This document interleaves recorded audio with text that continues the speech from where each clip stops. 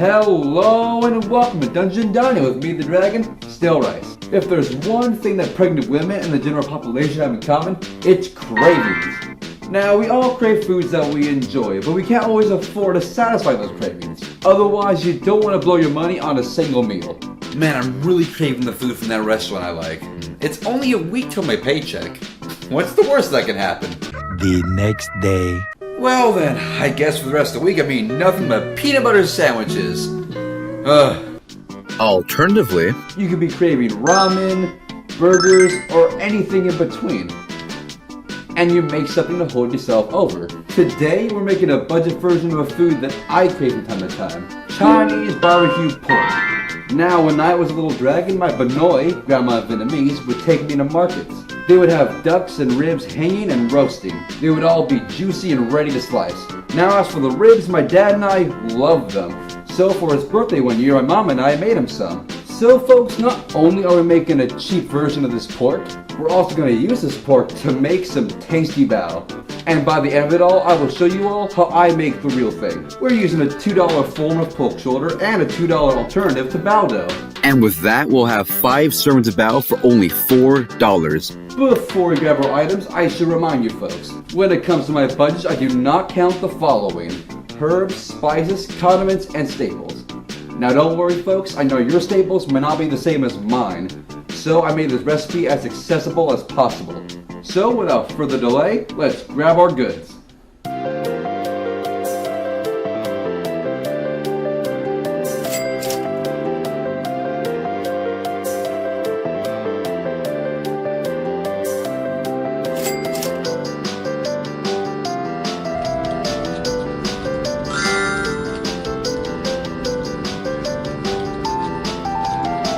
Alrighty, so we have here Spam and Pillsbury biscuit dough.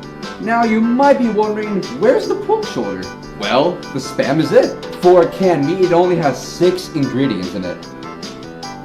The first being pork, that being pork shoulder and ham, potato starch, sugar, salt, sodium nitrate, and water. Not only does Spam have only a few ingredients, it is tasty and used all throughout the world. Just bear in mind, what I'm making right now is in no way authentic. Alrighty then folks, in any case, let's start cooking. Alrighty folks, we're ready and we're steady. Well, almost. Let's say goodbye to the pause. So, we're starting off with our barbecue pork.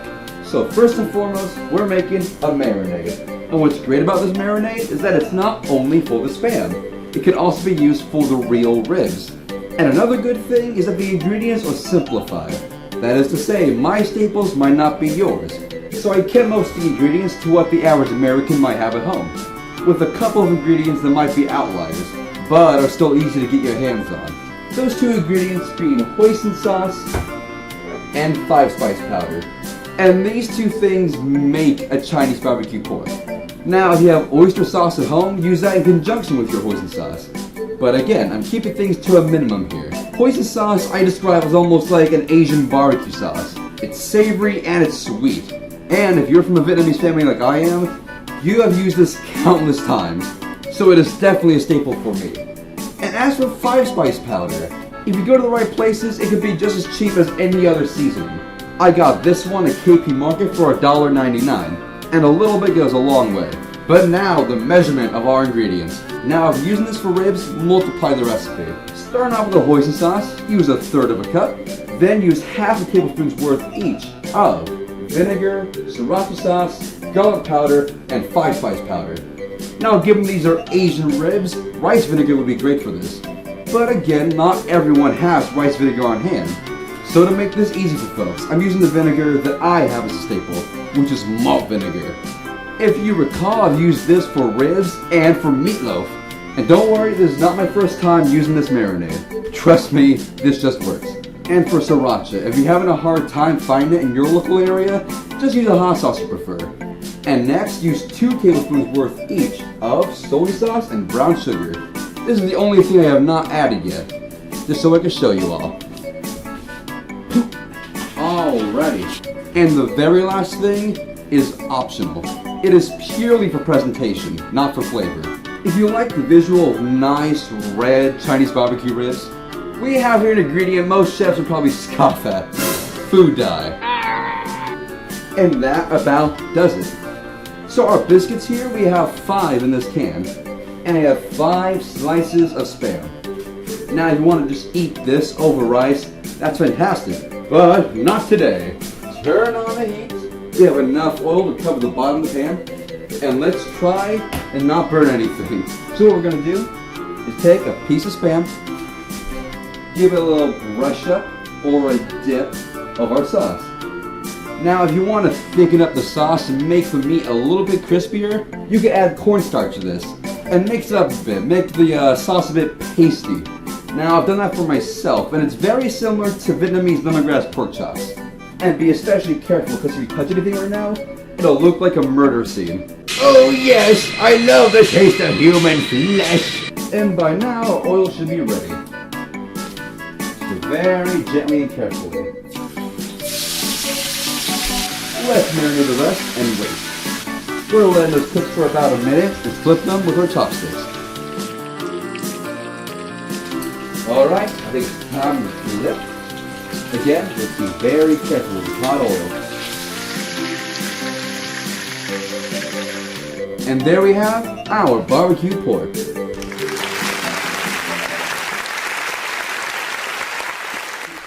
Now that should satisfy a barbecue pork craving. And I know it has for me before. If you want, eat this with rice any meal of the day. But we're not done with this yet. Like I said, we're going to be making some bao. So the technique I'm about to show you, I've done this before. But I actually learned the technique from a certain YouTuber, Lisa Wynn. And funny enough, she is also Vietnamese American. Now her method of a makeshift bao is to take a Pillsbury biscuit, flatten it out, add your fillings, close up your bun, steam the bun, and bam, you have yourself some bao. But if you see my old bun bao video, you know I don't steam my bao conventionally. Which is because I do not have a steamer. I know one of my aunts offered me one, but I forgot to take it from her. But hey, all the better, the rest of you might not have a steamer. And that's why I have a hack for you. Now in that video I had a pot of boiling hot water and 3 aluminum balls. I used them to have a plate resting on them while water was boiling and steaming up. And that steam cooked the bao. But how can we make that even easier? With this contraption, folks. If you don't already have a rice cooker, please get one for yourself. You can use rice for virtually any meal of the day. It is cheap, you can make it delicious, and with a rice cooker, it is all made so much easier. In fact, I've never made rice by just boiling it. Heck, I didn't know people did it the hard way until high school. And like I said earlier, this has 5 biscuits in 1 can. And we have 5 slices of Spam. 1 per bao. Now I've tried different kinds of biscuits. I've done the Pillsbury flaky biscuits, and I've done the Great Value buttermilk biscuits. And both work fine, I just prefer the flaky biscuits. And evidently, Lisa does too. But for the sake of servings and for price, we have here the butter tasting grams. So, let's take all that off, and hit it on the side. Watch out. Boom. First try. Go fast, taking some pork. Gonna slice that up a bit. And we're cubing it. And I notice a lot of barbecue bao has cubed meat anyways, so this ought to work very well. So we're taking our biscuit dough and flattening it a bit. Give it a little bit of stretch, like a pizza. I mean like a pizza, not like a pizza! Woohoo! We're taking that pork, putting it all dead center right here. Now, look at that right there. I'm gonna add a spoonful more of our sauce, maybe a couple, we have plenty left. So, I'm taking one side here, press them into halves, and doing the same with the other sides. So we're taking that and twisting the top shut. We want as little air holes as possible, if any. And there we go. There is our first uncooked bao. And our cooker we're going to cook 3 at a time, or a batch of 3 and a batch of 2. I'm going to fold the rest of these, so I'll be right back.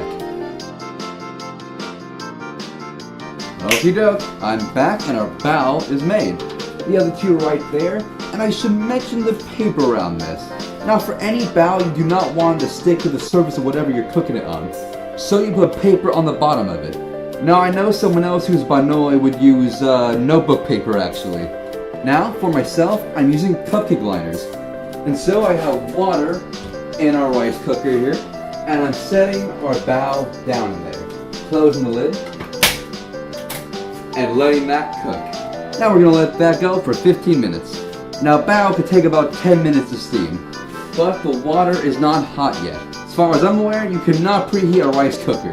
So we're going for 15 minutes. Ready and steady. So to save you all and myself some time, I will see you after all the bao is finished cooking. So, see you in a bit.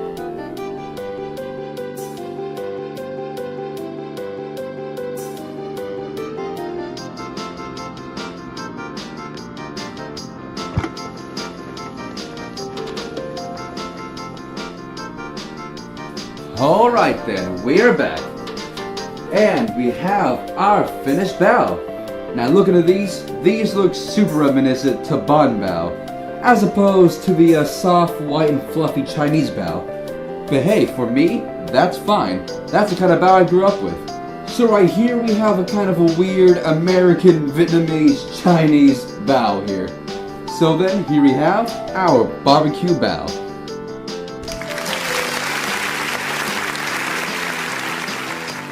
And I think this is in need of a taste test. Alright then. Let's give one of these bad boys a bite. And going in for a big one. Oh my god. Look at that. Hold on. Here, this should help out.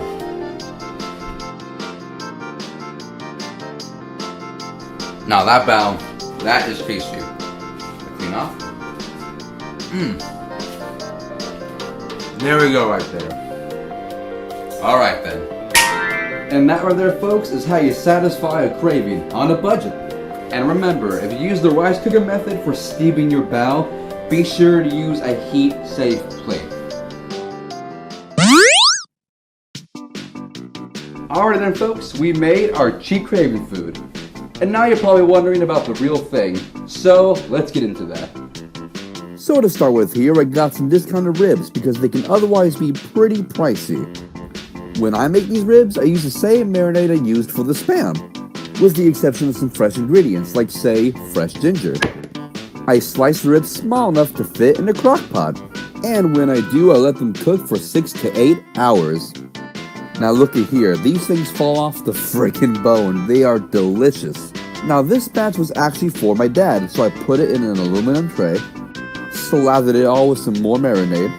I then baked the tray for a little bit, and there you have it, our ribs were ready. And for the record, they were delicious. Now folks, remember, if there's a craving you want to satisfy, experiment, mix up flavors, research those flavors, and have fun with it. Don't be discouraged, you deserve to have a tasty meal at the end of a long day. So then folks, in any case, thank you very much for watching, and I'll see you next time in my dungeon.